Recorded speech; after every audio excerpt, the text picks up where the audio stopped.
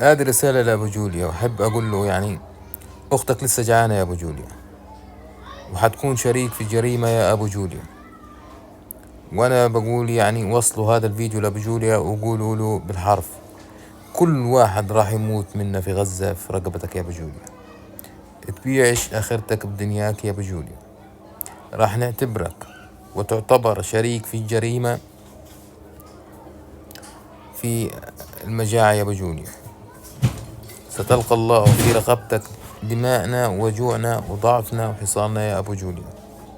تكابرش يا أبو جوليا، يعني أنت مش مستحي بتحكي عن أختك إنه صار عندها 2 كيلو طحين عشان تبرر إقامة مهرجان الطعام العالمي وعشان العقود تبعتك؟ تخليش ظهرك جسر لأهل غزة عشان يتجاوزوا النار في الآخرة وهم رايحين على الجنة يا أبو جوليا. حسبي الله ونعم الوكيل فيك يا أبو جوليا. لو أنا متت وصار لي إشي من ورا الجوع والمجاعة يا أبو جوليا، أنا خصيمك يوم القيامة، أنا خصيمك يوم القيامة يا أبو جوليا. وخلي اللي طلبوا منك تنزل فيديو في الوقت ينفعوك لما تقف فين ايدين ربنا وانت واقف لحالك تتحاسب يا أبو جوليا. ومش راضيين عنك ومش سلام عليك ولا أهلا ولا سهلا فيك ولا سلام إلك لو ما حذفتش الفيديو يا أبو جوليا.